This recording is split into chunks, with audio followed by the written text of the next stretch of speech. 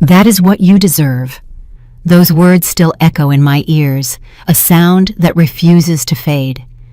My name is Zenobia Washington. I am 59 years old, and this is the story I kept locked in silence for months, until the silence itself became unbearable. That night, at my son Orion's wedding reception, his new mother-in-law, Serafina, threw a bowl of piping hot gumbo directly into my face. I felt the searing heat pierce my skin, the spices burning my eyes, the thick broth dripping down my ivory silk blouse. But what burned me more than the soup was the smile, that calm, almost satisfied smile she wore as she looked at me with narrowed eyes, as if she had just done something she had been waiting to do for years. "That is what you deserve," she repeated with a firm voice, lifting her chin. The banquet hall fell silent. Every guest looked down at their plates. No one moved.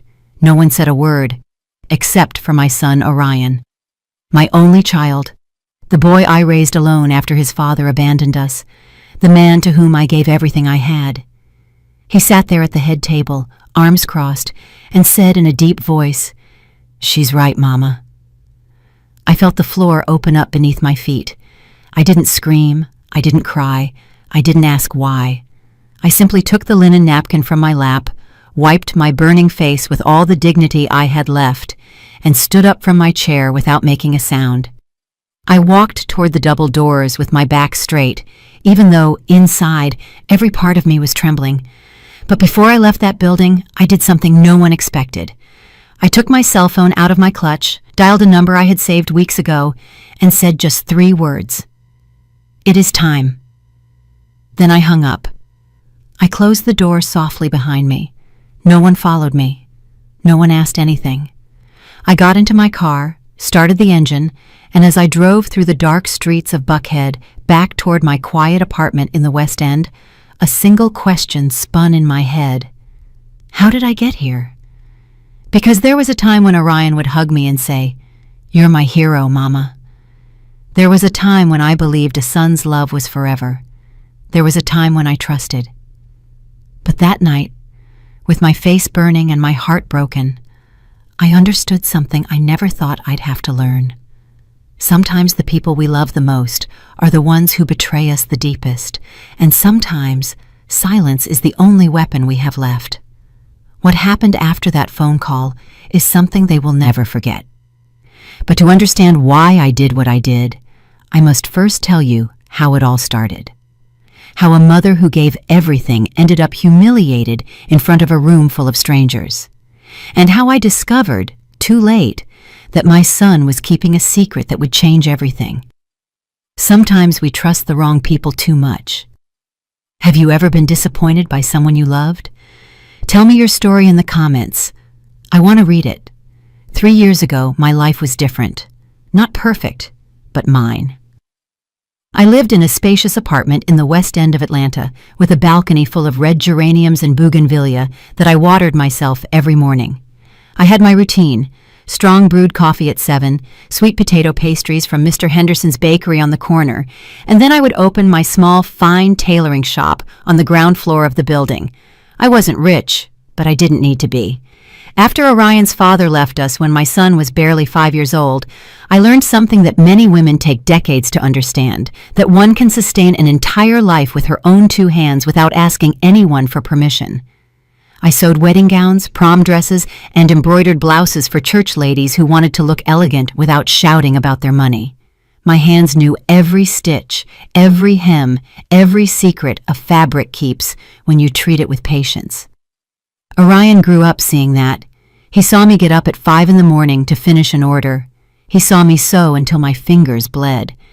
He saw me cry from exhaustion over the Singer machine that had belonged to my grandmother, and then dry my tears and keep going. "Mama, when I grow up, I'm going to work hard so you can rest," he would tell me with his big, serious eyes while I made him breakfast before school. And I believed him, because Orion was always a good boy, responsible, affectionate. He studied without me having to ask, got good grades. On Sundays, he helped me clean the shop and asked me things about fabrics, about colors, about how I knew which dress each client needed. Because I listen to them, baby, I would tell him. People always tell you what they need, even if they don't use words. He would nod thoughtfully, and then go play basketball with the neighborhood kids. When he turned 18 and went to study business administration at Morehouse College, I felt that every sacrifice had been worth it. My son was going to have what I never had: a career, a degree, a future without back pain or numb fingers. I worked double, triple shifts. I sewed dresses for weddings of families who would never invite me to their tables, but who paid well. I saved every dollar, denied myself help, denied myself loans because I wanted Orion to finish college without owing anyone anything. And he did. He graduated with honors, got a job at a top real estate firm. He started earning well, wearing suits that I tailored for him myself, bringing me flowers every Sunday when he came for lunch. "Thank you, Mama," he would say, kissing my forehead. "Everything I am is because of you." And I felt complete, until he met Clementina. The first time Orion talked to me about her, I noticed something different in his voice. A new emotion, a shine in his eyes I had never seen. "She's special, Mama, very special." Clementina was the only daughter of a wealthy family from Buckhead. Her father owned a chain of hardware supply stores.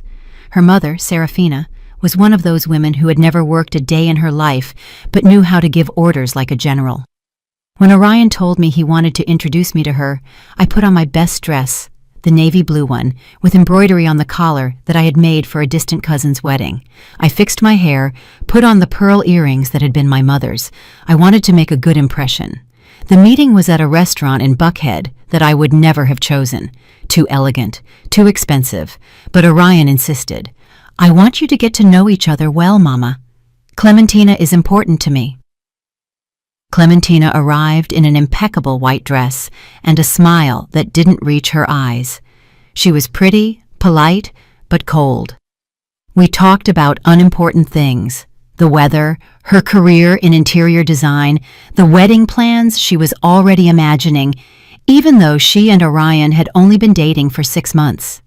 I smiled, nodded, asked all the right questions, but something in my stomach twisted when she said, "My mother is anxious to meet you, Miss Zenobia. I've told her so much about you." The way she said Miss Zenobia sounded strange, as if my name needed a title to exist in her world. Orion took my hand and squeezed it, as if telling me, "Everything is going to be fine, Mama." And I wanted to believe him, because back then I still believed that a son's love was stronger than anything else. I still believed that what we had built together, just the two of us for so many years, was unbreakable. I didn't know yet that some women view other women as enemies from the very first moment, and I didn't know yet that Serafina had already decided, long before meeting me, that I wasn't enough for her family. That afternoon, when we left the restaurant, Orion hugged me tight and said, "Clementina adored you, Mama." He told me this in the car. I smiled, but deep down, a small, cold voice whispered something I didn't want to hear. That girl is lying, and Serafina is too. 3 months later, they invited me to dinner at their house. That was when everything started to crack. Serafina's house in Buckhead was exactly as I imagined. Massive, cold, and full of things nobody needs. Crystal chandeliers, Persian rugs, oil paintings in gold frames, furniture that looked like it came straight out of a decor magazine, so perfect it was scary to dirty it just by looking. When Orion and I arrived that night, Serafina received us at the door with a smile that didn't reach her eyes. "Zenobia, how nice to see you," she said, giving me 2 air kisses without really touching my cheek. Come in, make yourself at home." But I didn't feel at home. I felt like an intruder. Clementina appeared from the staircase, radiant in a pale pink dress that probably cost more than 3 months of my rent. She greeted me with the same polite, empty smile as always. "Miss Zenobia, how nice you look." Again that Miss Zenobia, as if my name only existed with that prefix that made me feel old, foreign, from another world. Serafina's husband, Reginald, was a large man with a raspy voice who barely shook my hand before returning to his armchair in front of the television. He didn't say much all night, just grunted occasionally and drank scotch. Orion seemed happy, comfortable, as if that house were more his than our small apartment where he had grown up. That hurt me more than I wanted to admit. Dinner was served by a young housekeeper who went in and out of the kitchen without making a sound, eyes downcast. Serafina didn't even look at her when she asked for something. "More water, and bring the bread." I tried to smile at the girl when she served me. She gave me a quick, almost grateful look before disappearing again. The conversation during dinner was tense from the start. Serafina talked about her friends at the country club, the vacation they were planning to Hilton Head, the new SUV Reginald had bought. "Because one can't just drive around in anything, right, Zenobia?" she said with a light laugh. "One has to maintain a certain level." I nodded without knowing what to say. Clementina intervened, touching Orion's arm with a possessive gesture. "Mama, I already told Orion that when we get married, he has to think about a bigger car. That car he has is very modest." Orion laughed uncomfortably. "The car is fine, babe. It serves me well." "But we're going to have children, aren't we?" Clementina insisted with a sugary voice. "We need space, safety. Besides, my dad can help you with the down payment." I felt a knot in my stomach. My son had bought that car with his own money. I had watched him work hard to get it, and now this girl was talking about it as if it were an embarrassment. "I think Orion knows what is best for him," I said with a calm but firm voice. Serafina stared at me for the first time all night. "Of course, Zenobia. Orion is a very smart young man. That's why I'm sure he'll make the right decisions for his future, for his new family." The way she said, "his new family," was like a silent slap, as if I no longer formed part of that future.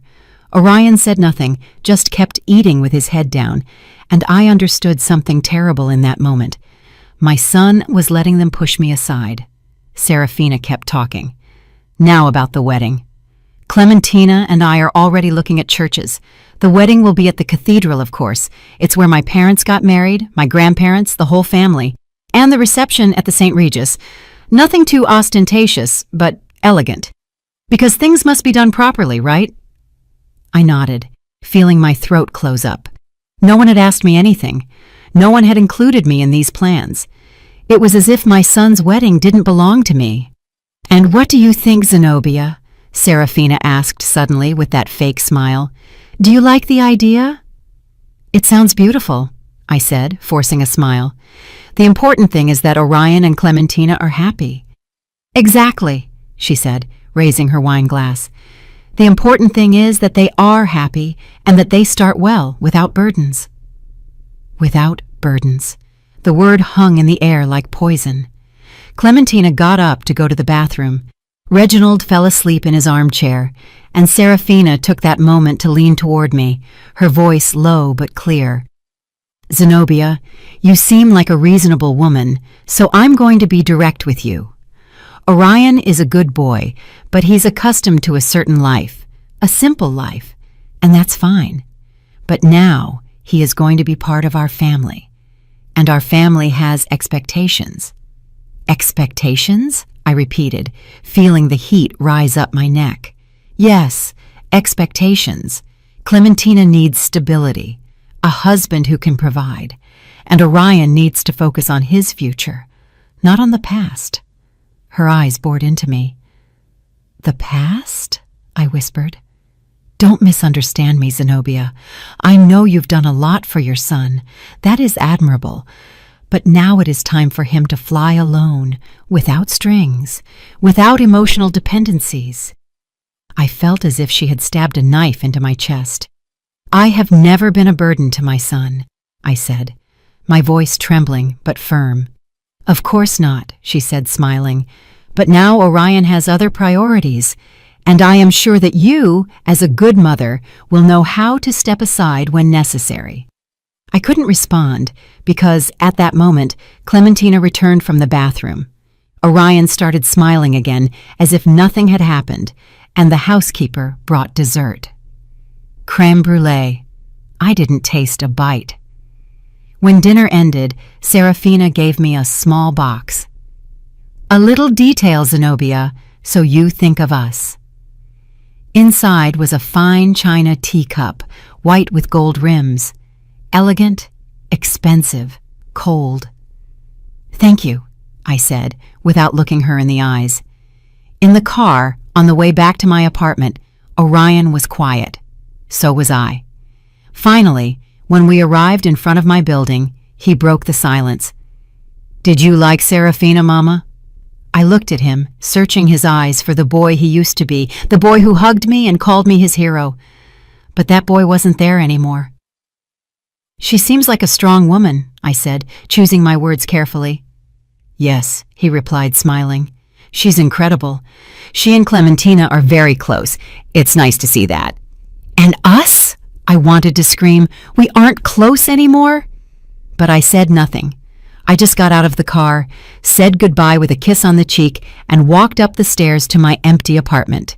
That night, while I brewed coffee in my old pot and looked out the window at the city lights, I held the cup Serafina had given me. It was beautiful, perfect. But when I brought it to my lips, I couldn't drink the coffee I had just poured, because that cup wasn't a gift. It was a message. "You don't belong in our world." I left it on the table, untouched, and went back to grabbing my old stoneware mug, the one I had used every morning for years. That one was mine. That one knew the taste of my life. And as I drank my coffee in silence, a question began to grow inside me like a dark weed. How far would this woman go to get me out of my son's life? I didn't know yet, but I would soon find out. While I tell all this, I wonder where you are listening from. Write the name of your city in the comments. The following months were like walking barefoot on broken glass. Every step hurt, but I kept moving forward, smiling, telling myself that everything would be okay, that it was normal, that this is how things are when a son gets married, that I had to learn to let go, but the truth is, they weren't letting me let go. They were ripping me away. Orion started visiting less. Before, he came every Sunday without fail. He'd arrive with pastries. He'd help me move furniture to clean. He'd stay to eat and tell me all about his week. But after that dinner at Serafina's house, the visits became bi-weekly, then monthly, then sporadic, always with the same excuse. "Sorry, Mama. Clementina and I had plans with her family." "Sorry, Mama. Serafina invited us to lunch at the club." "Sorry, Mama. We have to see about the wedding." Always Clementina, always Serafina, always them. I said it was fine, that I understood, that he was busy. But inside, something was dying little by little. One afternoon, Orion called to tell me that Clementina wanted me to go with them to choose the wedding dress. "Really?" I asked, my heart jumping in my chest. "Yes, Mama," Clementina insisted. "She says you're an expert in fabrics and wants your opinion." For the first time in weeks, I felt hope. Maybe I had been wrong about Clementina. Maybe she did want to include me. Maybe it was all a matter of giving it time.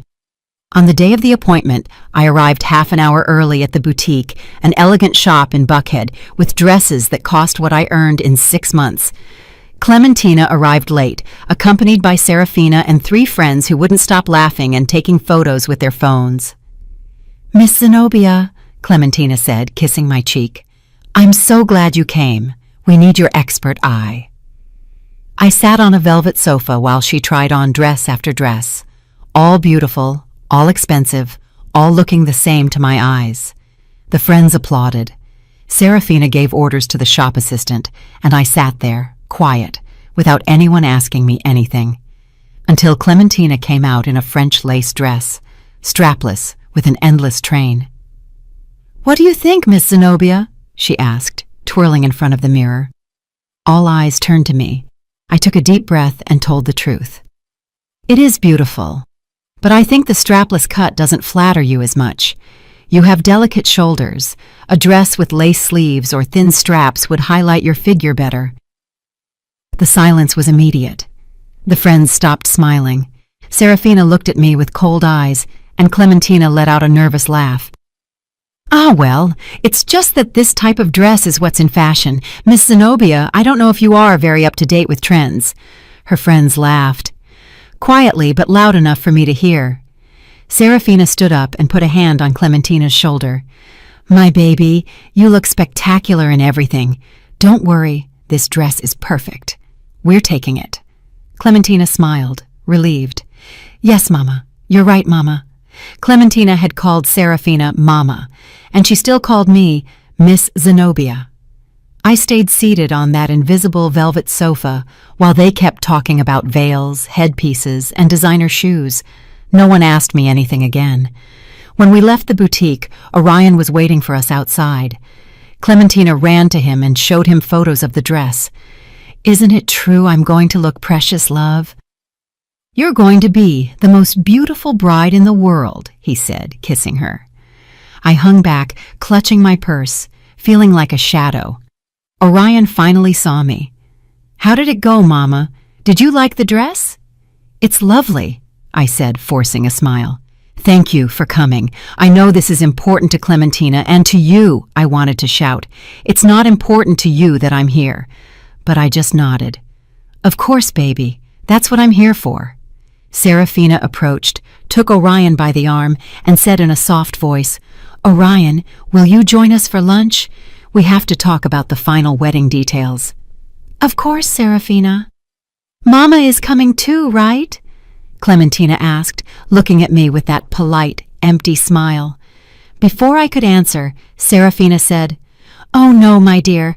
Surely Zenobia is tired. Besides, we are going to talk about very specific organizational things. We don't want to bore her." Orion said nothing. He didn't defend me, didn't insist, didn't say, "My mother is coming with us." He just said goodbye with a kiss on the cheek and left with them. I stood on the sidewalk watching them walk away, and for the first time I cried in public. Not much, just a few quick tears that I wiped with the back of my hand before anyone saw me. I took the bus back to my apartment. I didn't want to spend money on an Uber. When I got home, I made coffee in my stoneware mug, the same one as always, the one that knew the taste of my life. The china cup Serafina had given me was still on the table, untouched, gathering dust. I looked at it for a long time, and something inside me whispered, "This isn't going to get better. It's only going to get worse." But I didn't want to listen because I still believed that a son's love was stronger than any external influence. I still believed that Orion was going to wake up, that he was going to realize, that he was going to go back to being the boy who hugged me and called me his hero. So I kept going. I kept smiling when they excluded me. I kept saying, "It's okay," when everything was wrong. I kept swallowing the pain so as not to be a problem, so as not to be a burden, so as not to fulfill the prophecy Serafina had planted in my son's mind. "Your mother is going to suffocate you if you don't distance yourself." 2 weeks later, Orion invited me to dinner. Just the two of us, like before. I was so excited I arrived half an hour early at the restaurant. I had dressed with care. I wore a burgundy dress that I had sewn myself, with discreet embroidery on the collar. I wanted my son to feel proud of me, but when he arrived, he wasn't alone. Clementina was with him. "Sorry, Mama. Clementina wanted to join us. I hope you don't mind." "Of course not," I lied. Throughout dinner, Clementina talked non-stop about the wedding, about the honeymoon they were planning in Bora Bora, about the condo her father was going to give them as a wedding gift. "It's in Buckhead, Miss Zenobia. 3 bedrooms, 2 full baths, and a terrace with an incredible view. My dad says it's important to start well." Orion looked happy. I just smiled. And when the check came, Orion took out his wallet and said something that split my heart in two. "Mama, can you lend me $2,000? I spent a lot this month on wedding stuff, and I'm a little tight." $2,000. I didn't have $2,000 extra dollars. I barely had enough to pay my rent and the shop expenses, but I took out the money I had saved for the electricity bill and emergencies, and I gave it to him. "Of course, son, don't worry." "Thanks, Mama. I'll pay you back next month." He never paid me back, and I never asked him for it, because in that moment I understood something terrible. I was no longer his mother. I was his bank, his safety net, his plan B. But I was no longer the most important person in his life. That night, when I returned to my apartment, I sat in front of the window with my coffee and looked at the city lights, wondering how I had ended up there, how a woman who had given everything, who had sacrificed her youth, her health, her entire life for a son, could end up feeling so invisible. But I still didn't know the truth. I still didn't know that everything that had happened up to that moment was just the beginning, that Serafina had a plan, and that my son, my Orion, my only child, was already part of it. The wedding approached like an inevitable storm, and I kept pretending everything was fine. Orion went weeks without calling me. When he did, the conversations were brief, distracted, filled with uncomfortable silences. "How are you, Mama?" "Fine, son. And you?" "Fine, fine. Busy with preparations, you imagine." "Well, I gotta go. Clementina is calling me." Click. And I was left with the phone in my hand, feeling like something inside me emptied a little more each time. But the worst wasn't the short calls. The worst were the invitations that never arrived. I found out by chance that there was a bachelor party for Orion, a barbecue at Reginald's house with a live band, with friends of Clementina's family. No one told me. There was also a rehearsal dinner at an extremely expensive Italian restaurant with the godparents, with close family. No one invited me. When I asked Orion why they hadn't included me, he got uncomfortable. "Oh, Mama, they were small things. Last minute we didn't want to bother you." Bother you. As if my presence were a nuisance. As if I were a problem to be avoided. But I stayed quiet, kept smiling, kept saying, "Don't worry, son. I understand." Until one afternoon, everything changed. It was a Tuesday. I remember because Tuesdays have always been slow days at the shop. I was finishing hemming a gala dress when the doorbell rang. I opened the door and found a young delivery guy with a blue cap and a manila envelope in his hands. "Zenobia Washington?" "Yes, that's me." "Sign here, please." I signed without thinking. The boy gave me the envelope and left. I closed the door and looked at the package. It had no return address, just my name handwritten in black ink. Something in my stomach twisted. I sat in the shop chair with trembling hands and opened the envelope. Inside were photographs. Many photographs. At first, I didn't understand what I was seeing. They were images of Orion, my son, in different places. Restaurants, a parking lot, a hotel entrance. But he wasn't alone. He was with a woman, and that woman wasn't Clementina. It was Serafina. I felt the floor move beneath my feet. The first photo showed Orion and Serafina leaving a restaurant. He had his hand on the small of her back. She was laughing with her head thrown back. The second photo was in a parking lot. Orion was opening the car door for her. Their faces were very close, too close. The third photo knocked the air out of my lungs. It was at the entrance of a hotel, the St. Regis. Orion and Serafina entering together. He had a hand around her waist. She was looking at him with a smile I had never seen on her. An intimate smile, a smile of a woman who knows a man's body. I dropped the photographs to the floor. My hands were shaking so much I couldn't hold them. My heart was beating so hard I felt it was going to burst. No, this cannot be real. I picked up the photos with clumsy fingers. I looked at them again and again, looking for some logical explanation. Maybe it was a business lunch. Maybe Serafina needed help with something. Maybe... But there were more photos. Orion kissing Serafina's cheek, too close to her lips. Serafina adjusting Orion's tie with her hands on his chest. Both of them entering an apartment, an address I didn't know. And the last photo, the one that made me let out a moan I didn't know I had inside. Orion and Serafina on a balcony at night. He was hugging her from behind. She had her eyes closed, leaning against his chest, like two lovers who have shared something forbidden. I got up from the chair, stumbling. I ran to the bathroom and vomited. I threw up everything I had inside until only dry heaves remained and a bitter taste in my mouth. I stayed there kneeling in front of the toilet, crying uncontrollably. My son, my only son. The boy I raised alone. The boy to whom I gave everything. The boy who called me his hero. He was having an affair with his fiancée's mother, with a woman 20 years his senior, with the woman who had humiliated me time and time again, and suddenly everything made sense. That's why Serafina hated me so much. That's why she had wanted me out of Orion's life from the beginning. It wasn't because I was poor or simple or from another world. It was because I was her rival. the true mother, the one who knew Orion from before, the one who could see what she had made of him. And that's why Orion had abandoned me. Not for Clementina, for Serafina, for that woman who had seduced him, manipulated him, turned him into her toy. I stayed on the bathroom floor for who knows how long, crying, shaking, feeling everything I thought I knew about my life crumble. When I finally managed to get up, I washed my face with cold water and returned to the shop. The photographs were still there, scattered on the chair. I picked them up one by one with hands that no longer trembled because the shock was giving way to something else. Something cold, something hard, something I didn't know existed inside me.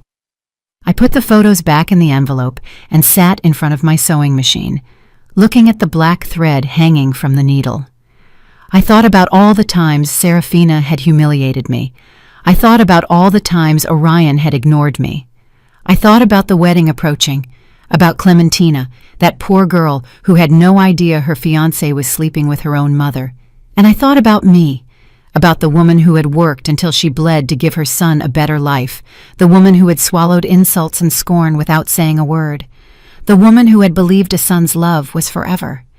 That woman was dead, and in her place stood someone new, someone who was no longer going to stay silent. I took my phone and dialed a number I had saved months ago when a client had told me about a private investigator who had helped her discover her husband's infidelity. "Good afternoon. This is Zenobia Washington. I need your services." The voice on the other end was professional, neutral. "Tell me how I can help you, Ms. Washington." "I need more information, more proof, dates, places, everything you can get on two people, their names, Orion Washington and Serafina Vance." There was a pause. "Any relationship between them?" "Yes," I said, with a voice that no longer trembled. "He is my son, and she is his fiancée's mother." Another longer pause. "I understand. And what do you plan to do with the information, Ms. Washington?" I looked out the shop window. The city lights were starting to turn on. The sky was dyed orange and violet. "I don't know yet," I said, "but when I know, I want to be prepared. I'll email you my quote. And Ms. Washington, yes, some truths hurt more than the lie. Are you sure you want to know?" I closed my eyes. I thought of my son, of the boy he had been, of the man he had become, and I said something I never thought I would say. It no longer matters what hurts. I need the truth. I hung up the phone, made myself a coffee in my stoneware mug, and waited. Because now I knew that the wedding wasn't the end of this story. It was just the beginning, and I was no longer going to be the silent victim. I was going to be the woman who knew, the woman who waited, the woman who, at the right moment, would make a single phone call and everything would crumble. Have you also kept a painful secret? Have you discovered something that changed everything you thought you knew? Tell me in the comments. The private investigator's name was Booker Hughes. He was a man of about 50, ordinary-looking, with glasses and a calm voice that inspired confidence. We met in a discreet coffee shop in Decatur, far from anywhere anyone might recognize me. He brought me a thick manila folder full of papers, photographs, and reports. "Ms. Washington," he said calmly, "I found what you asked for, but before I show you, I need you to take a deep breath." "I already know what I'm going to see," I said with my hands clasped on the table. "No," he replied, looking me in the eyes. "Believe me, you don't know." He opened the folder, and my world finished breaking. The first photos were similar to the ones I had received in the anonymous envelope. Orion and Serafina in restaurants, hotels, in an apartment in Midtown that, according to the investigator, she had rented specifically for their encounters. "This apartment is leased to a shell company," Booker explained, "but I traced the payments. They all come from Serafina Vance's personal account."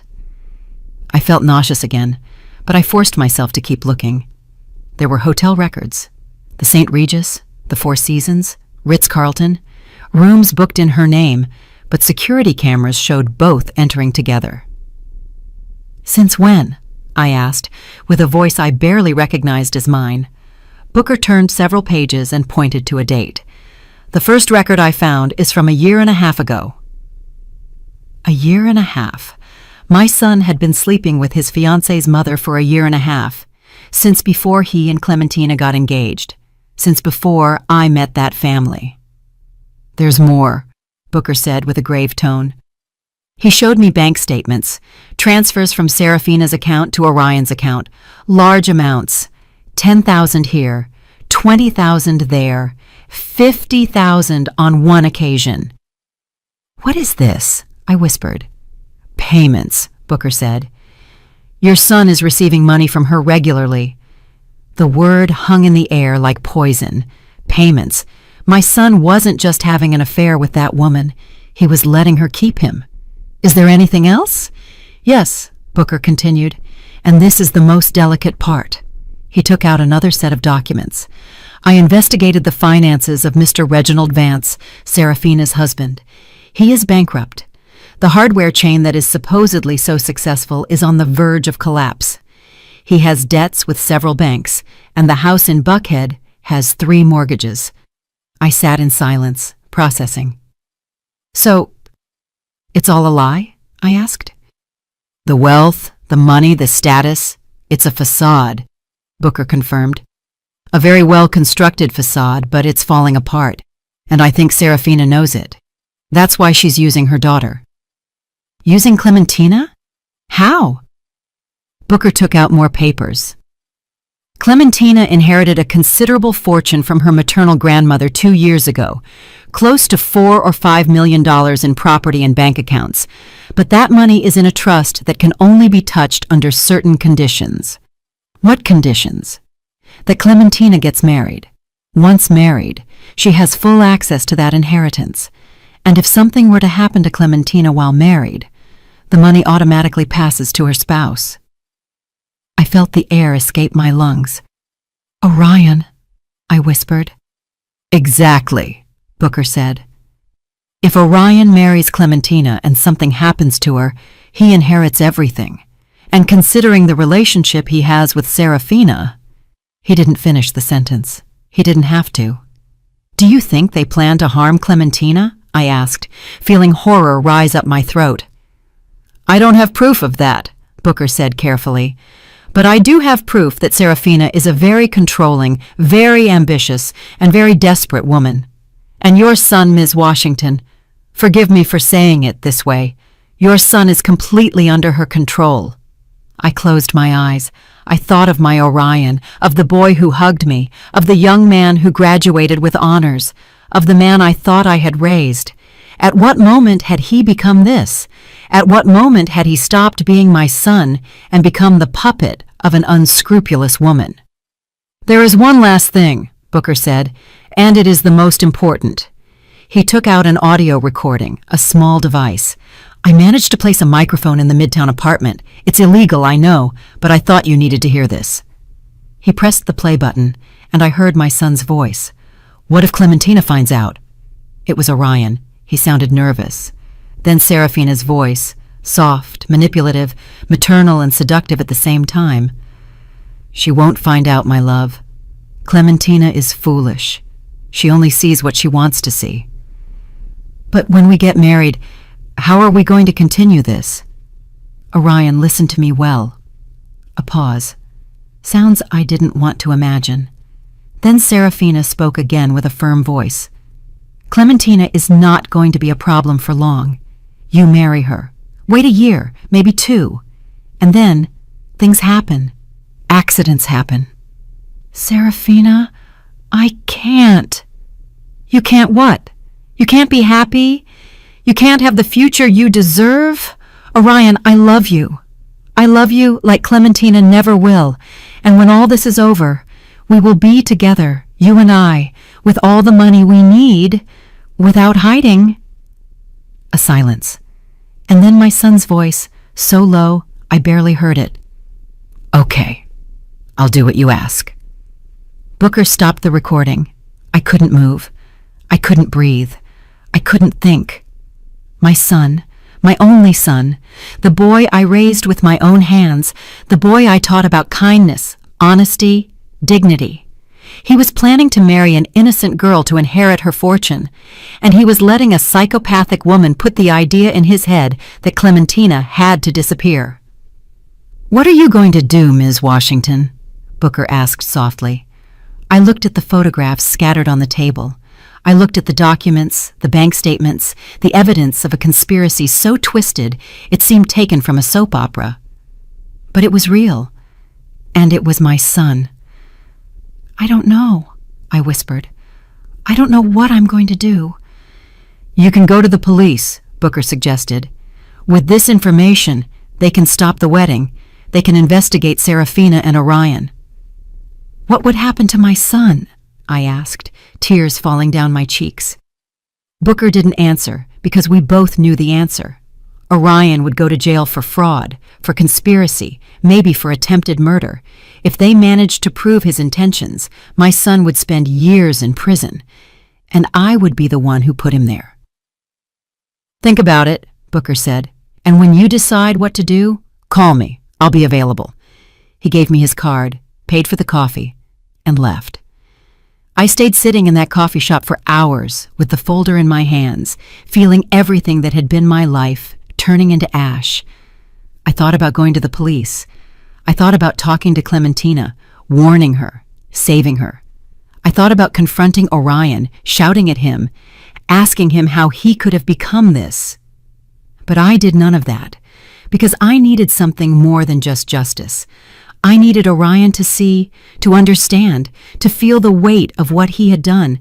I needed Serafina to lose everything she had gained with her manipulations, and I needed to do it in a way that no one could say I was the villain, because I wasn't going to be the mother who destroyed her son. I was going to be the mother who let him destroy himself. And then, when he was at the bottom, when he had lost everything, maybe, just maybe, he would remember who I was and what he had been before that woman poisoned him. I took the folder, put it in my purse, and left the coffee shop with my back straight and my head held high. The wedding was in 2 weeks, and I had a plan that started with a simple acceptance. I was going to go to that wedding, I was going to sit at that table, and when the exact moment arrived, I was going to make a single phone call, and everything would crumble. Because sometimes the best revenge isn't to attack, it's to let the truth do its work. The night of the wedding arrived like a storm everyone expected except me, because I knew that night wasn't going to be a celebration. It was going to be a revelation. I dressed carefully. I chose a simple navy blue dress I had sewn years ago. Nothing ostentatious, nothing that drew attention. I pulled my hair into a discreet bun. I put on my mother's pearl earrings. I wanted to look dignified because I knew this would be the last time Orion would see me as his mother. The ceremony was at the cathedral as Serafina had planned. A beautiful church full of white flowers and candles. There were more than 200 guests. Elegant people, moneyed people, people who looked at me sideways wondering who that simple woman sitting alone in the 5th row was, because they hadn't even given me a seat in the front rows. Clementina's family occupied the entire right side of the church, and on the left side, where the groom's family should be, there were only 3 of us, me, a distant aunt of Orion's who barely knew him, and a cousin who came more for the free food than for affection. That was all that was left of our family. When Orion walked to the altar, my heart skipped a beat. He looked handsome, elegant, mature, in a dark gray suit I knew he hadn't paid for, with his hair perfectly combed, with a nervous but happy smile. For a moment, just for a moment, I saw the boy he used to be again, and I almost regretted what I was about to do. Almost. But then I saw Serafina. She was sitting in the front row in a champagne-colored dress that screamed money, her hair perfectly styled, her jewels shining under the candlelight, and when Orion passed in front of her on his way to the altar, Serafina shot him a look I knew very well, a look of possession, a look that said, "You are mine."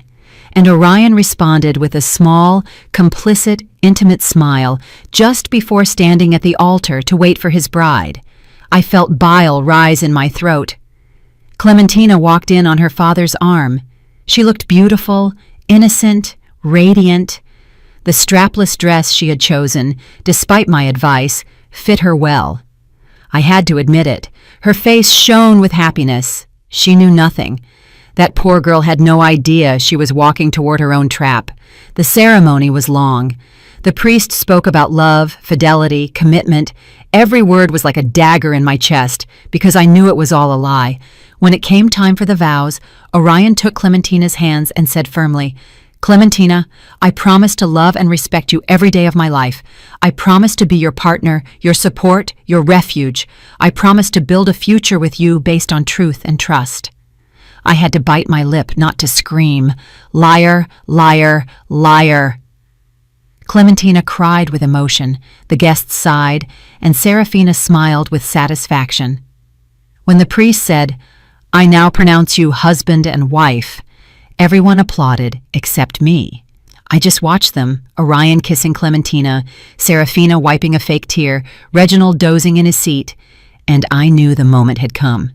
The reception was at the St. Regis, a huge ballroom decorated with thousands of white roses, tables with linen tablecloths, crystal centerpieces, a 5-course banquet, a live orchestra. Everything was perfect, too perfect. They seated me at a table in the back, far from the head table, far from Orion, with people I didn't know and who didn't speak to me all night. I was invisible again, but I wasn't there to socialize. I was there to wait for the exact moment. During dinner, I observed. I saw how Serafina controlled everything from her spot at the head table, how she gave discreet orders to the waiters, how she looked at Orion every time Clementina wasn't looking. And I saw how Orion returned those looks. It was disgusting. It was brazen. It was sick. When dinner ended, the dancing began, the newlyweds' waltz, the dance with the parents. Orion danced first with Clementina. Then it was his turn to dance with the groom's mother, with me. I got up from my table, walked toward the dance floor. Everyone was watching me. Orion extended his hand with a forced smile. "Mama." "Son," I replied, taking his hand. We danced in silence for the first few seconds. The music was soft, romantic. Everyone watched us. "You look beautiful, Mama," he said without looking me in the eyes. "Thank you," I replied. "You look good too." Another silence. "Are you happy?" I asked him. "Yes," he replied quickly. "Very happy." "Really, Orion? Are you truly happy?" For the first time all night, he looked me in the eyes, and I saw something there, something small, something that might have been guilt, or maybe just discomfort. "Yes, Mama, Clementina is wonderful. We're going to be very happy together." "And Serafina?" I asked, lowering my voice. "Is she wonderful too?" His body tensed. He stopped dancing for a second, then continued, squeezing my hand tighter. "I don't know what you're talking about." "I think you do know, son." "Mama, this isn't the moment." "When is it going to be the moment, Orion? When? After something happens to Clementina? After you inherit her money?" He stopped completely. Let go of me. Looked at me with hard eyes. "What did you say?" "I know everything, Orion. Everything." The music kept playing, but we weren't dancing anymore. People started looking at us, whispering. "You don't know anything," he said in a low, threatening voice. "You're inventing things." "I have photographs. I have hotel records. I have bank statements. I have recordings." His face went pale. "Mama, what did that woman do to you, Orion? What did she do to turn you into this?" "You don't understand," he exploded, raising his voice. "You're never going to understand." The music stopped. Everyone was staring. Clementina came running over, her wedding dress dragging on the floor. "What's happening, Orion? Miss Zenobia?" Serafina appeared out of nowhere. She stepped between Orion and me. "Zenobia, I think it's better if you leave. Are you making a scene?" "A scene?" I repeated, feeling the rage rise up my chest. "I'm making a scene?" "Yes," she said firmly. "This is my daughter's wedding, and I'm not going to allow you to ruin it with your dramas." "My dramas?" I laughed without humor. "You want to talk about dramas, Serafina?" Clementina looked at us without understanding. Orion was paralyzed. The guests murmured louder and louder, and then Serafina did something I will never forget. She turned to the nearest table, grabbed a bowl of seafood gumbo that was still hot, walked toward me with firm steps, and threw it in my face. I felt the boiling liquid burning my skin, the spices, the broth dripping down my dress, the pain, the humiliation. Everyone screamed. Clementina shrieked. Someone ran for napkins, but I didn't move. I just stood there with the soup dripping down my face, looking Serafina straight in the eye.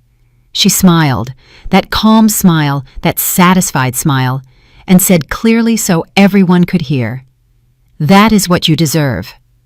The room fell into complete silence. And then Orion, my son, my only son, the boy I had raised alone, crossed his arms and said, "She's right, Mama." Those words cut me deeper than any knife.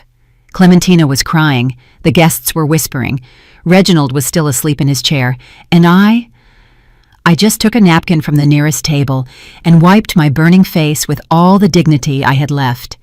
Then I walked toward the exit of the ballroom with my back straight, without running, without crying, without giving them the satisfaction of seeing me destroyed. But before leaving, I took my phone out of my purse, dialed the number I had saved, and said just 3 words. "It is time."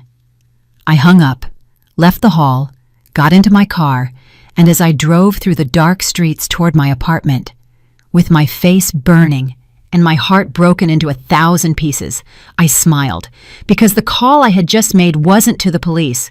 It was to someone else, someone who was going to change everything, and they would never forget it.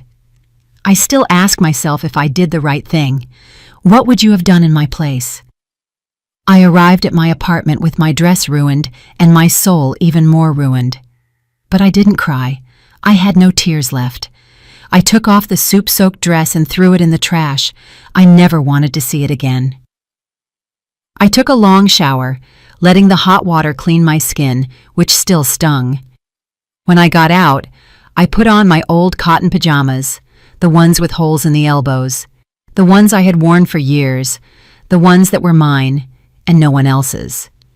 I made coffee in my stoneware mug, the same one as always, and sat in front of the window to wait, because I knew the call I had made was going to have consequences, consequences that would start that very night. The person I had called wasn't the police. It wasn't a lawyer. It wasn't anyone who could put my son in jail. It was someone much more powerful than all that. It was Clementina's grandfather, Cornelius Estrada, Clementina's mother's father, the man who had left those millions in trust for his granddaughter. An 82-year-old man, a widower, a retired businessman. One of those men who built empires with their own hands and who didn't tolerate lies or betrayal. I had met him months ago at one of the few family gatherings I had been invited to. It was a casual lunch at Serafina's house. I was quiet in my corner, invisible as always, when Cornelius sat next to me. "You're the boy's mother, right?" he asked with a raspy but kind voice. "Yes, sir, I'm Zenobia." "Zenobia," he repeated, testing my name. "Pretty name. And what do you do, Zenobia?" "I have a sewing shop. I make dresses, alterations." "Ah, you work with your hands like me. I like that. People who work with their hands have soul." We talked through the whole lunch. He told me about his life, how he started selling tools out of a truck and ended up owning a hardware chain across the Southeast, how he had worked 14 hours a day for 50 years, how he had been widowed 10 years ago and still missed his wife every morning. "My daughter Serafina doesn't visit me much," he said with sadness. "She says I'm old, that I smell old, that my house is full of junk." "I'm sure she loves you very much," I said, trying to be kind. "No," he replied with brutal honesty. "My daughter loves me for my money, but I don't have money anymore. I left it all to my granddaughter Clementina, because she does visit me. She does hug me. She still has a heart." He gave me his card that day. "If you ever need anything, Zenobia, call me. I like people who work with their hands." I kept that card in my wallet, and 3 weeks after receiving the photographs, I called him. We met at his house, an old craftsman bungalow in Inman Park, full of antique furniture and family photos. He received me with strong coffee and pastries. "Tell me, Zenobia, what is so urgent?" I showed him everything: the photos, the bank statements, the recordings, the documents proving the conspiracy.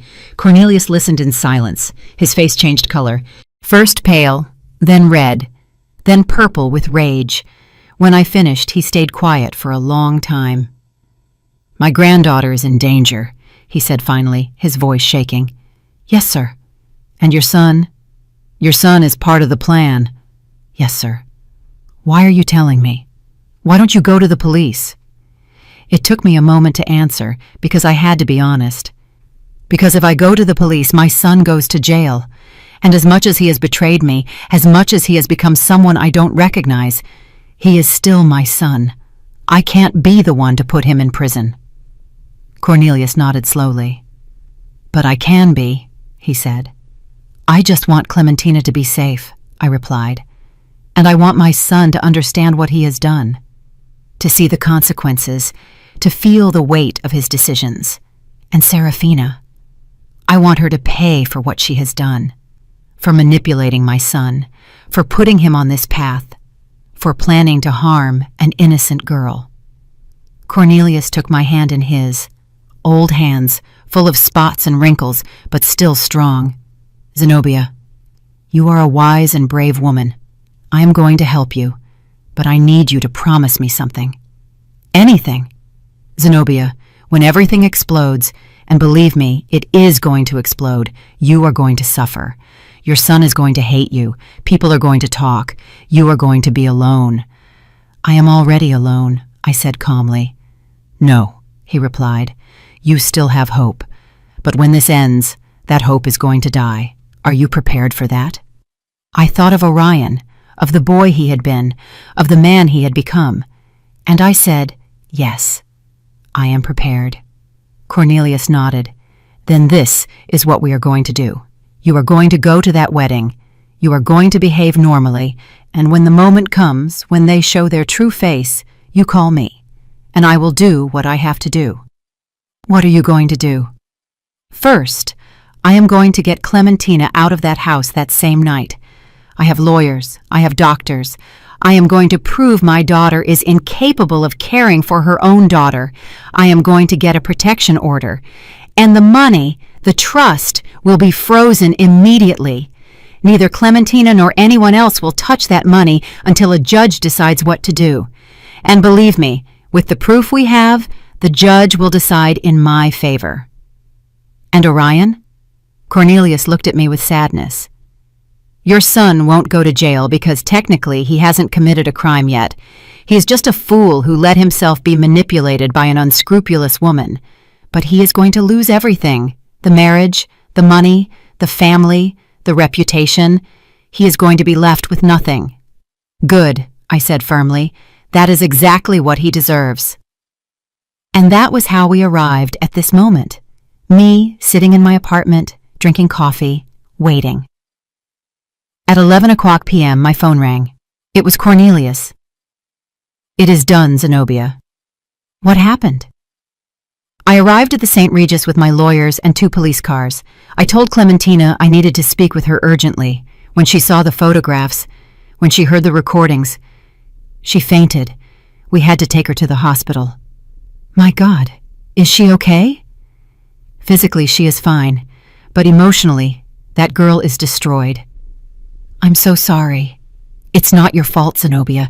It is my daughter's fault and that boy's fault." "What happened with Orion and Serafina?" Orion tried to explain, tried to say it was all a lie, but when he saw the proof, he fell silent.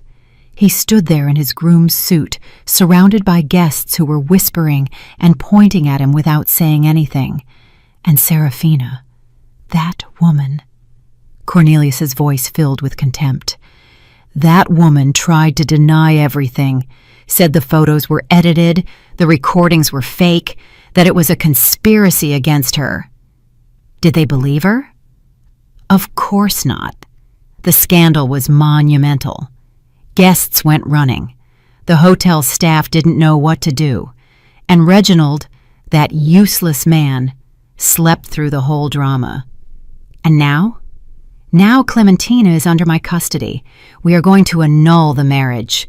It was the same night, so legally, it's as if it never existed. The trust is frozen, and I filed a complaint against Serafina for fraud, extortion, and conspiracy to commit murder. Is she going to jail? God willing, yes. The lawyers say we have a solid case. Thank you, Cornelius. Thank you for protecting Clementina. No, Zenobia. Thank you for warning me in time. You saved my granddaughter's life. There was a silence. And your son? Cornelius asked. Do you want to know about him? I closed my eyes, breathed deep. Tell me. He left the hotel at 2 a.m, alone, without anyone. The guests looked at him with scorn. No one defended him. No one helped him. He left in his car, and I don't know where he went. I understand. Zenobia, your son lost everything tonight. How do you feel? How did I feel? Empty, sad, relieved, guilty, avenged, all at the same time. I feel at peace, I said finally, because I did the right thing. Yes, Cornelius replied. You did the right thing. Not many mothers have that strength. We hung up. I sat in front of the window with my empty stoneware mug in my hands. Outside, the city was still alive. Lights, noise, people living their lives. And I was here alone. But with a clear conscience, because it hadn't been revenge. What I sought was justice. Justice for Clementina, who didn't deserve to be used. Justice for me, who didn't deserve to be humiliated. And justice for Orion, who needed to understand that actions have consequences. I hadn't put him in jail, but I had left him with nothing. Without money, without family, without reputation. And maybe, just maybe, when he hit rock bottom, when he lost everything, when he was completely alone, he would remember who I was, and what he had been before Serafina's poison corrupted him. That night I slept deeply, for the first time in months, without nightmares, without anguish, without that knot in my stomach that had accompanied me since I received those first photographs, because I had done what I had to do, not with rage, not with a thirst for vengeance, but with the cold clarity of one who understands that sometimes the greatest love you can give someone is to let them face the consequences of their own decisions, even if that means watching them fall, even if that means losing them forever. The days after the wedding were strange, silent, as if the world had stopped. I heard nothing from Orion for a week. He didn't call, he didn't write, he didn't come looking for me. And I didn't look for him either, because I knew he needed time to understand what had happened, to process the magnitude of what he had lost. And I needed time to heal.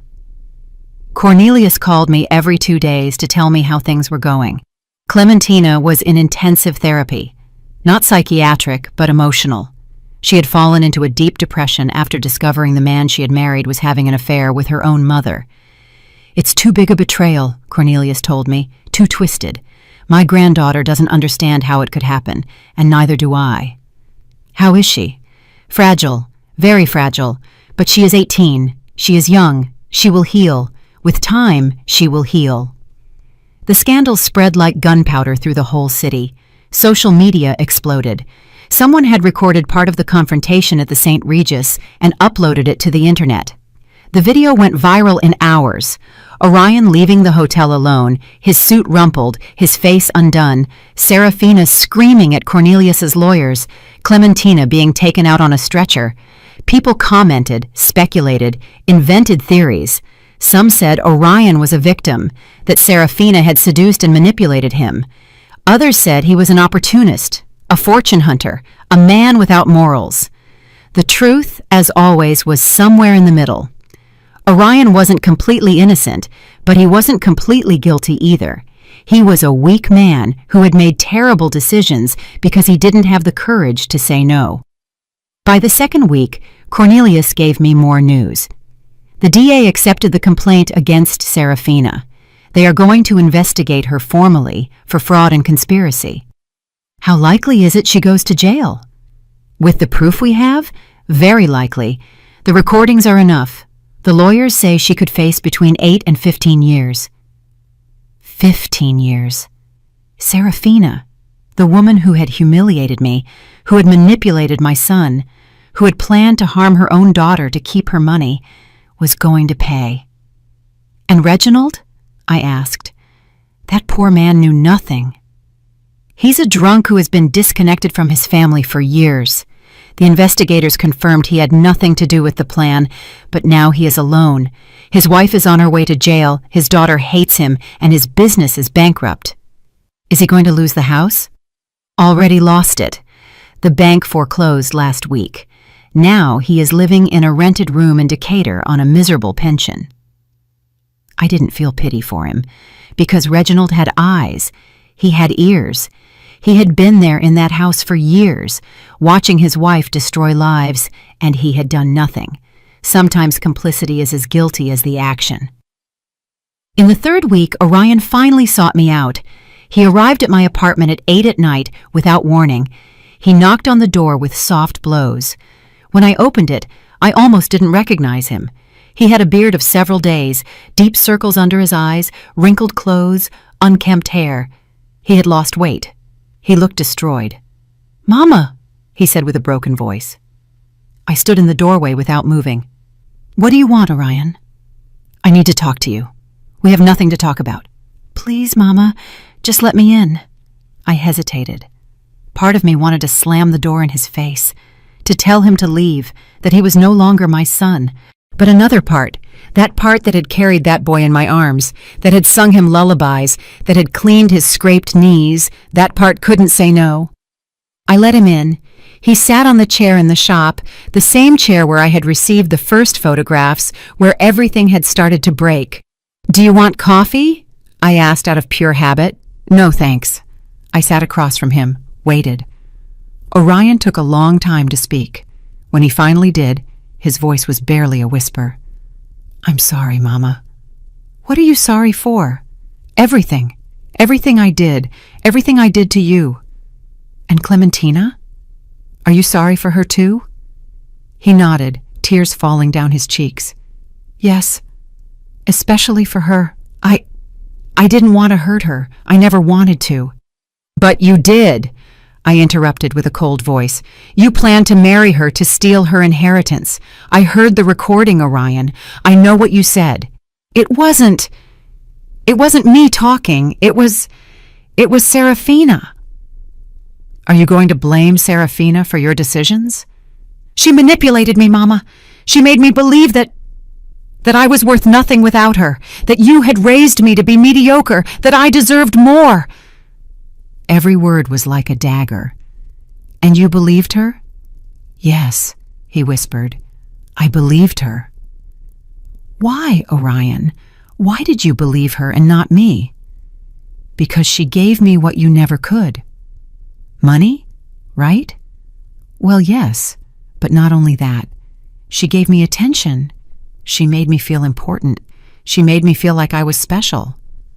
"I made you feel special too." "No, Mama, you made me feel guilty." I stared at him. "Every time I came to visit you, I saw your small apartment, your old clothes, your tired hands, and I felt guilty for having more than you. Serafina never made me feel guilty. Serafina told me I deserved everything I had." I stayed silent, processing his words, and I understood something terrible. My son hadn't left me out of malice. He had left me because he couldn't stand remembering where he came from, because I was the mirror of his poverty, of his humble origins, of everything he wanted to forget. And Serafina had offered him an exit, a way to become someone new, someone important, someone who didn't have a seamstress mother reminding him of his roots. "You know what is the saddest thing about all this, Orion?" I said finally. "That I never made you feel guilty. You just felt guilty because you knew deep down that you had abandoned me. I know. I'm a bear. I know, Mama. And I am so sorry. Where have you been these weeks? Cheap hotels, spending the little I had left. I lost my job. No one wants to hire me. My name is all over social media. I'm a laughingstock. And the house Reginald was going to give you? Never existed. It was all a lie. The hardware stores are bankrupt. The house in Buckhead is foreclosed. There was no money, only debt. And Serafina is in jail awaiting trial. Her lawyers say she's going to be sentenced to 10 to 15 years. Good, I said without remorse. Orion looked at me with red eyes. Don't you feel anything for her? Should I? That woman destroyed her own daughter. She corrupted you. She humiliated me. She planned a murder. Why should I feel anything for her? Because I loved her. Those words pierced me. No, Orion. You didn't love Serafina. You were obsessed with what she represented. Power, money, status. But that is not love. Maybe you're right. We sat in silence for a long time. Finally, Orion asked what he had come to ask. Can I stay here, Mama? Just for a few days? Until I find a job? Until I can— No, I said firmly. Mama, please. I have nowhere to go. I have no money. I have no— You should have thought about that before. Mama, I'm your son. Yes, I interrupted. You are my son. And that is why I tell you no. Because if I let you stay here, if I rescue you now, you are never going to learn. You are never going to understand the weight of your decisions. Then what do you want me to do? Sleep on the street? I want you to do what I did when your father abandoned us. I want you to get up, work, rebuild your life with your own hands, without shortcuts, without manipulations, without depending on anyone other than yourself. I can't, Mama. I'm not as strong as you. Then learn to be. Orion stood up from the chair. He looked at me with a mix of pain, rage, and desperation. Someday, you're going to forgive me, Mama. Someday you're going to— Maybe, I interrupted. But that day is not today, nor tomorrow, nor next month. Maybe in years, or maybe never. That depends on you, on who you decide to be from now on. And if you change, and if you become someone better, then maybe, just maybe, we can talk again.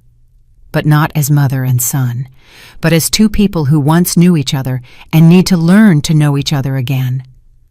Orion nodded, crying. He walked to the door, opened it, and before leaving, turned one last time. I love you, Mama.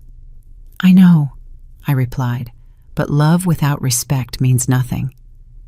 He left. I closed the door and stood there, listening to his footsteps fade down the hallway. I didn't cry because there was nothing to cry about. I had done the right thing, the hardest thing, the most painful thing, but the right thing. That night, while I drank coffee in my stoneware mug and looked out the window, I thought about everything that had happened, about how Serafina, that woman who believed herself so powerful, so smart, so superior, had ended up alone in a cell, about how Reginald, who had hidden behind alcohol for years, had lost everything he once had, about how Orion, who had sought wealth and status at any cost, had ended up with nothing, no money, no family, no dignity, and about how I, the humble woman, the seamstress, the mother no one respected, was still here, with my small apartment, with my shop, with my tired hands, with my stoneware mug, but with something they never had: peace. Because life always collects its debts, not with violence, not with vengeance, but with time, with patience, with the silent justice that arrives when you least expect it. Serafina had called me crazy once. Years later, I knew she was alone in that cell, looking at blank walls without visitors, without love, without anything. And I wondered if in that moment, in that terrible void, she finally understood what she had lost. Not the money, not the status, but her humanity, her soul, everything that makes a life worth living. And Orion? My poor Orion. Maybe someday he would understand that true wealth is not in what you have. It is in who you are, in how you treat people, in the dignity with which you face your mistakes. But that day hadn't arrived yet, and I couldn't wait for it, because my life, my precious life, kept moving forward, with or without him. 2 years have passed since that night. 2 years since I saw my son leave my apartment without a dime in his pocket and without a place to go. 2 years since I decided that the greatest love I could give him was to let him face the consequences of his own decisions. And in these 2 years, I have learned things I never thought I would have to learn. I have learned that silence can be more powerful than 1,000 words, that dignity is not negotiated, that forgiveness does not mean forgetting, and that sometimes letting go of someone you love is the bravest act you can do. My life has changed, not in spectacular ways. I didn't become rich. I didn't move to a big house. I didn't stop sewing. But it changed where it matters, in the deep, in the soul. I still live in my apartment in the West End. I still work in my shop. I still brew my coffee every morning in the same stoneware mug I've used for years. But I no longer feel invisible. I no longer feel small. I no longer allow anyone to make me feel less than I am. Because I understood something fundamental. A person's worth is not in how much money they have, or in what neighborhood they live, or who they associate with.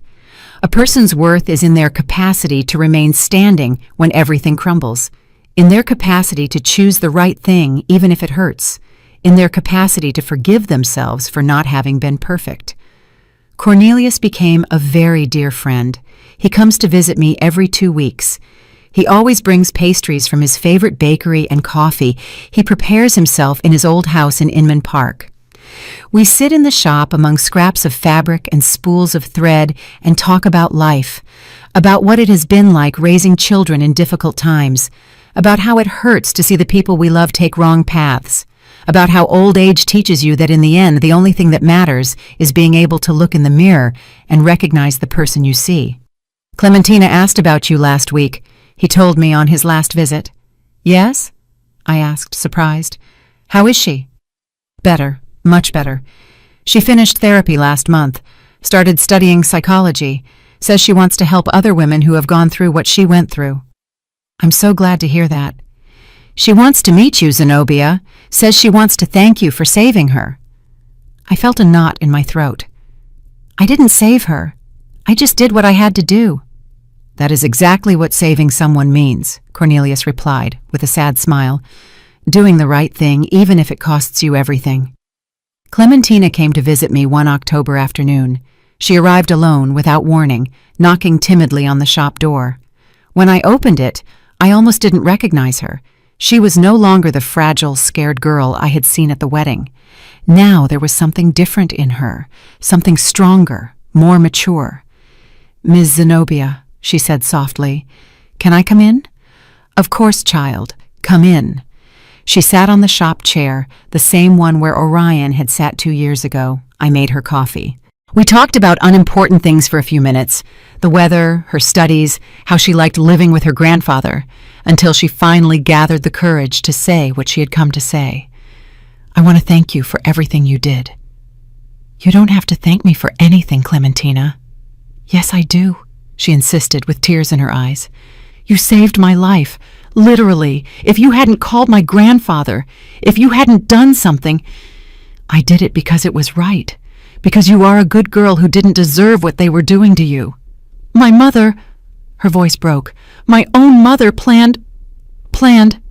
I know, child, I know. Clementina cried for a long time. I sat beside her and stroked her hair, as I would have done with a daughter. Because in a way, in that moment, she needed a mother. A real mother, not the one she had had, but the one she deserved to have. How did you get over it? She asked me when she calmed down.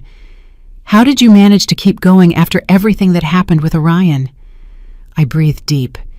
It wasn't easy. There were nights I wanted to call him, rescue him, tell him everything was fine and he could come home. But I knew if I did, he would never learn. He would never change. And has he changed? I don't know, I admitted. 6 months ago, he wrote me a letter. He told me he got a job in a factory, that he's living in a small room in Norcross, that he's going to therapy, that he's trying to be better. Did you reply? No, not yet. Why? Because I need to be sure he is changing for him, not for me. I need to know he is doing the internal work he has to do, and that takes time. Clementina nodded thoughtfully. I'm doing that work too. In therapy, I learned I can't blame myself for what my mom did, that it wasn't my responsibility to detect something was wrong, that I was just a girl who trusted the wrong people. Exactly, I said, taking her hand. And now you are a woman who is learning to trust again, but in the right people, starting with yourself. Clementina stayed all afternoon. She helped me sew the hem of a wedding dress. She told me about her plans to someday open a support center for women victims of abuse. And when she left, she hugged me tight and whispered in my ear, "Thank you for being the mother my own mother never was." That night I cried, not from sadness, but from something more complex, because I had lost a son, but in a way, I had gained a daughter, not by blood, but by heart. 3 months ago, I received news of Serafina. Cornelius called me one morning with a grave voice. "Zenobia, I need to tell you something about Serafina." What happened? She was sentenced, 12 years in prison, without possibility of early release. How is she? Destroyed. Physically, she has deteriorated a lot. No one visits her, not even Reginald. She is completely alone. And how do you feel about that? Relieved, but also sad, because that woman is my daughter, and despite everything she did, a part of me remembers the girl she once was before ambition corrupted her. I understood what Cornelius felt, because I also remembered the boy Orion had been before the world changed him, before bad decisions defined him, and I wondered if one day he could go back to being that boy, or if that boy had died forever. Orion's letter arrived 2 weeks ago. It was longer than the first, more honest, more vulnerable. He told me he had started attending a support group for people who had made serious mistakes, that he was learning to live with the guilt without letting it destroy him, that he was saving every dollar to someday be able to pay me back all the money he had borrowed and never paid. "I don't expect you to forgive me, Mama," he wrote. "I don't expect us to go back to what we were. I only hope that someday, when you see me on the street, you don't cross to the other side to avoid me. I only hope you know that every day I wake up trying to be a better man than I was yesterday. And every day I think of you, of how I treated you, of how I failed you, of how I let a woman convince me that you were the problem when you were the only person who really loved me. Sometimes I pass in front of your building. I don't knock. I don't come up. I just stand there on the sidewalk looking at your window, wondering what you might be doing, if you're sewing, if you're drinking coffee, if you ever think of me. And then I leave because I know I have no right to bother you. I have no right to ask you for anything else. But I want you to know something, Mama. Something I never told you enough when I should have. Thank you. Thank you for raising me alone. Thank you for sacrificing so much. Thank you for giving me opportunities you never had. And thank you for having the courage to let me fall when I needed it most. Because now I understand that you didn't let me fall out of hate. You let me fall out of love. And that was the greatest gift you could give me. I love you, Mama. I have always loved you, even if my actions said otherwise. Your son, Orion. I read that letter 5 times. I cried through every reading, and then I put it in the drawer where I keep important things, next to the first photo of Orion when he was a baby, next to his graduation diploma, next to a note he wrote me when he was 8 years old that said, "Mama, you are my hero." I haven't replied to him yet, but I think I will soon, because I have learned that forgiveness is not forgetting what happened. Forgiveness is remembering what happened, feeling the pain, and still choosing to move forward without carrying that weight in your heart. It doesn't mean I'm going to forget. It doesn't mean things are going to go back to how they were before. But it means I am ready to build something new, something different, a relationship based not on what we were, but on what we can be. Last night I had a dream. I dreamed I was sitting in my shop sewing when they knocked on the door. I opened it, and it was Orion. But not the Orion of now, nor the Orion who betrayed me. It was the boy, my boy, with his big eyes and his innocent smile. "Mama," he told me, "I lost my way, but I think I found it again." And I hugged him and cried and said, "Welcome home, my son." When I woke up, I had tears on my cheeks, and I knew that dream was a sign. Not that everything was resolved, but that I was ready to start healing, to start forgiving, not just Orion, but myself, for not having been the perfect mother, for not having protected him from everything, for not having seen the signs sooner. Because the truth is that none of us is perfect. We all make mistakes. We all hurt people we love. We all get lost at some point. But what defines us is not the mistakes we make, it is what we do after. If we learn, if we grow, if we get up, or if we stay there on the ground blaming others for our fall. This morning, while I prepared my coffee in my stoneware mug, I looked out the window and saw the streets of Atlanta filling with people. People in a hurry, people with problems, people with dreams, people with pain. And I understood that we are all part of the same story, a story of mistakes and redemptions, of falls and risings, of losses and findings. And my story, this story I have told you, is just one more among millions. But it is mine, and I am proud of it. Because I survived, because I didn't break, because I maintained my dignity when everything around me crumbled, and because I learned that true strength is not in never falling, it is in getting up every time you fall. Now I am 61 years old, 2 years older than when this story began, and I feel I have lived an entire lifetime in these 2 years. I keep sewing wedding dresses for girls who dream of eternal love, and every time I sew, I think of Clementina, in her strapless dress, in how that day she thought she was starting the best stage of her life, and I pray that someday, when she is ready, she finds a real love, a love that sees her, that respects her, that values her, not for her money, not for her last name, but for who she is. And I pray for Orion, because despite everything, he is still my son. And a mother never stops praying for her children, even if they have hurt her, even if they have betrayed her, even if they have made her cry until she ran out of tears. A mother's love has no limits, but now I know it shouldn't have conditions that allow abuse either. Love must be firm, honest, brave. Love must tell the truth even if it hurts. It must set limits even if it costs. It must let go even if it wants to hold on.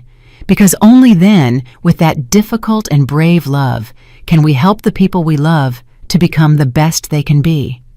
If my story helps a single woman open her eyes, if it helps a single mother understand that loving doesn't mean permitting, if it helps a single person choose dignity over comfort, then it will all have been worth it. Every tear, every pain, every sleepless night, every difficult decision, everything. Because this story isn't just mine. It belongs to all the women who have been humiliated and have chosen to stand up, to all the mothers who have had to let go of their children to save them, to all the people who have faced betrayals and chosen forgiveness without forgetting. This story is for you who are listening to me, for you who maybe are going through something similar, for you who don't know if you're going to be able to survive the pain you feel today. I want you to know something. Yes, you can. You are going to be able to, because you are stronger than you think, because you have more courage than you imagine, and because pain, however terrible it may be, doesn't last forever. Time cures everything. It doesn't erase it, but it cures it. And one day, maybe months or years later, you are going to wake up and you are going to realize that breathing doesn't hurt as much anymore, that thinking about what happened doesn't destroy you anymore, that you can remember without bleeding. And that day, you are going to understand that you survived, that you won, not because you destroyed the one who hurt you, but because you didn't let them destroy you. I close this story with the same stoneware mug in my hands, the one that has accompanied me for years, the one that knows the taste of my coffee on difficult mornings, the one that has held tears and hopes, the one that has never failed me. Because in the end, the simplest things are the ones that remain, the humblest are the strongest, and the most ignored are the most valuable, like me, like you, like all the women who have been underestimated and have proven they are made of steel. Thank you for listening until the end. Thank you for allowing me to share my story with you. And remember, life always collects its debts, not with vengeance, but with truth, with time, with silent justice, and in the end, always, always good triumphs. Maybe not in the way we expected, maybe not when we expected, but it triumphs. Because the universe has a memory, and no one escapes the consequences of their own actions. Did you like the story, and which city are you listening from? Let's meet in the comments. If you liked the story, you can support me by sending a super thanks so I can keep bringing more stories like this. Thank you so much for your sweet support. I'm looking forward to your comments on the story. On the screen, you can see 2 new life stories that I highly recommend. There's so much more on my channel. Don't forget to subscribe. See you in the next life story with love and respect.